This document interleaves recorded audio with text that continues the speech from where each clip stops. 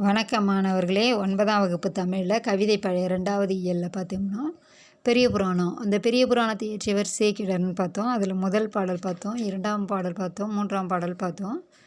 இப்போ 4வது பாடல் பார்க்கலாம்.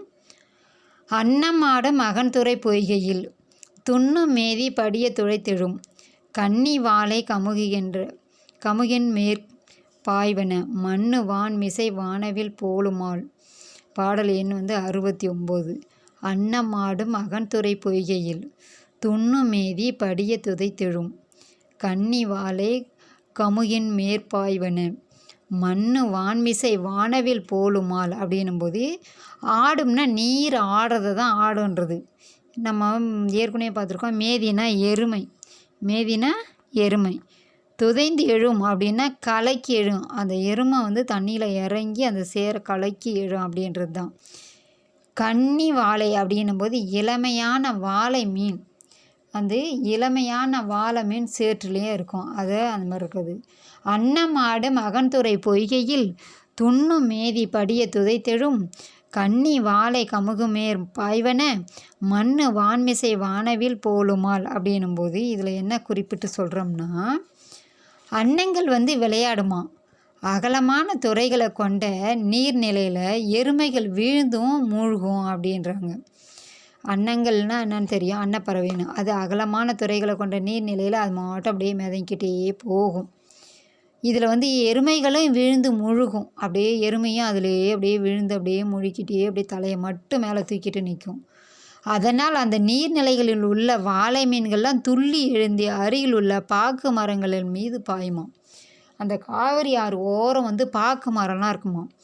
அப்போ அன்னப்பறவை அப்படியே மிதங்கிட்டு போகும்போது எருமைகள்லாம் அப்படியே விழுந்து முழுகிட்டு அதில் இருக்கும்போது நீர்நிலையில் அதில் உள்ள வாழை மீன்கள்லாம் எழுந்திரிச்சு துள்ளி துள்ளி விளையாடிக்கிட்டு பாக்கு மரத்து மேலே போய் பாயுமா. இந்த காட்சியானது நிலையான வானத்தில் தோன்றி மறையும் வானவில்லை போன்று விளங்கும் அப்படின்னு நம்ம வானத்தில் பார்ப்போம்.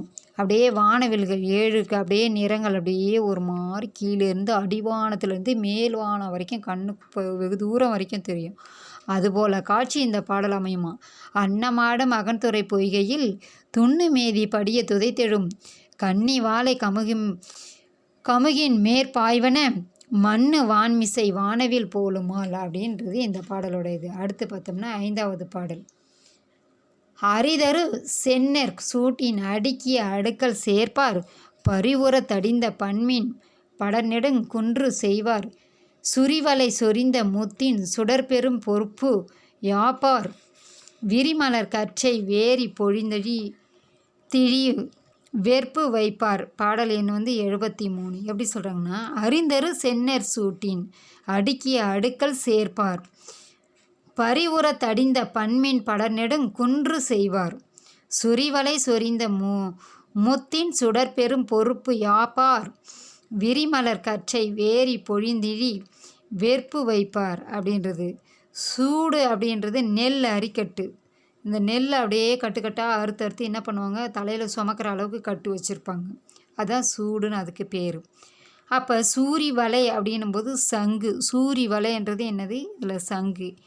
வேரி அப்படின்றது தேன். வேரின்றது இதில் தேன் அப்படின்றாங்க. அப்போ இதில் என்ன வருதுன்னா, அந்த பாடலோட இது பார்த்திங்கன்னா, அந்த அறியப்பட்ட நெற்கட்டுக்களை அடுக்கி பெரிய போராக குவிப்பர். சின்னதாக தலையில் சுமக்கக்கூடிய கட்டாக வச்சிருக்கிற கட்டை என்ன பண்ணுவாங்க, ஒவ்வொரு கட்டாக ஒரு போர் குவியலாக கொண்டு ஒரு இடத்துல அடுக்கி கொண்டு வைப்பாங்க. களத்து மேட்டில் கொண்டு அடுக்கி வைப்பாங்க. உயரமான மேட்டு பகுதியில் அடித்து அதை அடிக்க வைப்பாங்க. போராக குவிப்பர். மிகுதியாக பிடிக்கப்பட்ட பல வகை மீன்களை நீண்ட குன்றை போல் குவிப்பர். வளைந்த சங்குகள் என்ற முத்துக்களையும் குன்றை போல் உயர்த்தி கூட்டுவர். தேன் வடியும் விரிந்த மலர் தொகுதியை மலை போல் குவித்து வைப்பர். என்ன சொல்கிறாங்க பாரு, அந்த செந்நெல் கட்டுகளை கொண்டு போராக குவித்து வச்சுட்டு மிகுதியாக பிடிக்கப்பட்ட பல வகை மீன்களையும் நீண்ட குன்றை போல் குவிப்பவராம். அப்போ இவ்வளோ மீன் கிடச்சிருந்தா நீண்ட குன்றை போல். குன்றுன்னா என்னன்னு தெரியுமா, மலையோட பாறை, சின்ன சின்ன பாறை இருக்கு இல்லையா, அதுக்கு பேர் தான் குன்றுன்னு சொல்லுவாங்க. சின்ன சின்ன மலை குகைகளை தான்.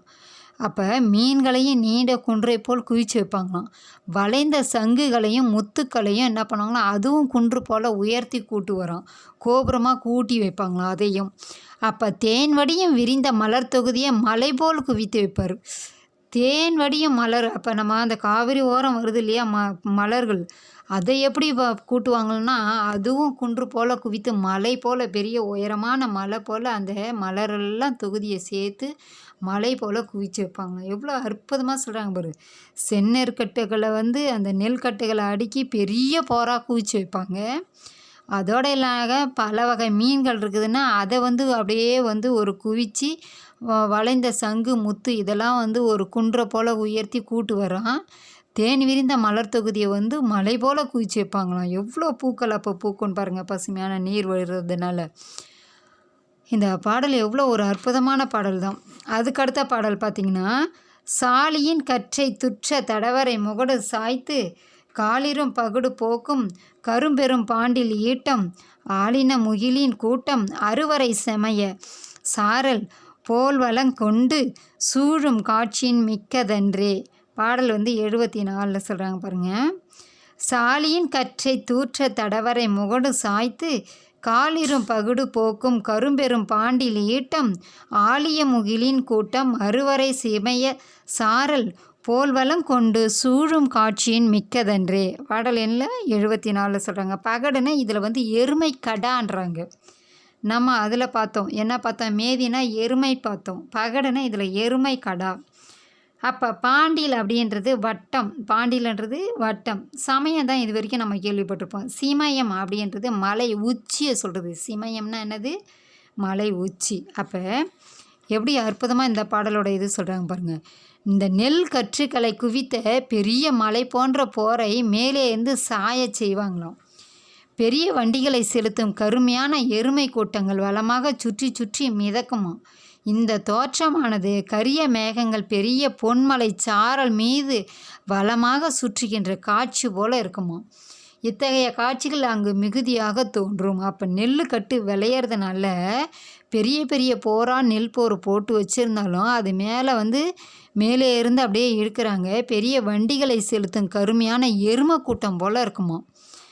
வளமாக சுற்றி சுற்றி மிதிக்குமா. அதை மிதித்து அது உள்ளே இருக்கிற நெல்லெல்லாம் எடுப்பாங்க. இந்த தோற்றமானது கரிய மேகம் பெரிய பொன்மலை சாரலை மீது வளமாக சுற்றுகின்ற காட்சி போல் இருக்குமா. எப்படி இருக்கும் பாருங்கள். பொன்மலை சாரல், பெரிய பொன்மலை சாரல், பெரிய பொன்னாலான மலை மாதிரி இருக்குது. அதில் கரிய மேகம் அப்படியே வளமாக சுற்றுற காட்சி போல் இருக்குமா இந்த நெல் குவியில் அடிக்கிற காட்சி. அதுக்கடுத்த பாடல் பார்த்தோம்னா, நாளிகே ரஞ்ச செருந்தி நறுமலர் நரந்தம் எங்கும் கோழியா சாலந்த மாலம் குளிர்மலர் குரவம் எங்கும் தாளிரும் போந்து சந்து தன்மலர் நாகம் எங்கும் நீலிலை வஞ்சி காஞ்சி நிறைமலர் கோங்கம் எங்கும். பாடல் எண்ணு 78 சொல்கிறாங்க. நாளிகேரஞ்ச செருந்தி நறுமலர் நரந்தம் எங்கும் சோழி சாலாந்த மாலம் குளிர்மலர் குரவம் எங்கும் தாளிரும் போந்து சந்து தன்மலர் நாகம் எங்கும் நீலிலை வஞ்சி காஞ்சி நிறைமலர் கோங்கம் எங்கும் அப்படின்ற பாடலை பார்த்திங்கன்னா, நாளிகேரம் அப்படின்றது தென்னை. நாளிகேரத்துக்கு என்னன்னு சொல்கிறோம், தென்னைன்றோம் இலக்கியத்தில். அப்போ நரந்தம்னா நாரத்தை, நரந்தம்னா என்னது, நாரத்தை. கோழி அப்படின்றது அரச மரம், கோழின்றது என்னன்னு சொல்கிறோம், அரச மரம். சாலம் அப்படின்றது ஆச்சா மரம். தாமலம் அப்படின்றது பச்சளை மரம். இரும்போந்து அப்படின்றது பருத்த பனை மரத்தை சொல்கிறது. சந்து அப்படின்றது சந்தன மரம். நாகம்ன்றது நாகமரம். காஞ்சின்றது ஆற்று பூவரசு. அப்போ இவ்வளோ மரங்கள்லாம் காவிரி ஓரம் இருக்குது. தென்னை மரம் இருக்குது, நாரத்தை மரம் இருக்குது, அரச மரம் இருக்குது, ஆச்சா மரம் இருக்குது, பச்சிலை மரம் இருக்குது, பருத்த பனை மரம் இருக்குது, சந்தன மரம் இருக்குது, நாகமரம் இருக்குது, ஆற்று பூவரசு மரம் இருக்குது. பூவரசு மரம் ஆற்று ஓரம் இருக்கிறதுனால அந்த மாதிரி சொல்கிறோம். அப்போ இந்த பாடலோட பொருள் என்னென்னா, அந்த நாட்டில் எங்கும் தென்னை செருந்தி நறுமணம் உடைய நரந்தம் போன்றவை உள்ளது. அந்த அரச மரம், கடம்ப மரம், பச்சிலை மரம், குளிர்ந்த மலருடைய குறாமரம் போன்றவை எங்கும் வளர்ந்துருக்குது. பெரிய அடிப்பாகத்தை கொண்ட பனை, சந்தனம், குளிர்ந்த மலரை உடைய நாகம் நீண்ட இலைகளை உடைய வஞ்சி காஞ்சி மலர்கள் நிறைந்த கோங்கு முதலியன எங்கெங்கும் செழித்து வளர்ந்து காவிரி பூம்பட்டினம் ஓரம் இருக்குது அப்படின்றத, காவிரி ஓரம் இருக்குது ஆற்று ஓரம் அப்படின்றத குறிப்பிட்டு சொல்கிறாங்க. இதில் பார்த்திங்கன்னா இலக்கண குறிப்பு பார்த்திங்கன்னா கருங்குவளை செந்நெல் அப்படின்றது பார்த்திங்கன்னா பண்பு தொகைகள், விரிமலர் அப்படின்றது வினைத்தொகை, தடவரை அப்படின்றது உரிச்சொல் தொடர். அப்போ தடவரைன்றது என்னது? உரிச்சொல் தொடர். பகுபத உறுப்பு இலக்கணம் பாய்வனை எப்படி பிரிக்கிறாங்க பாரு.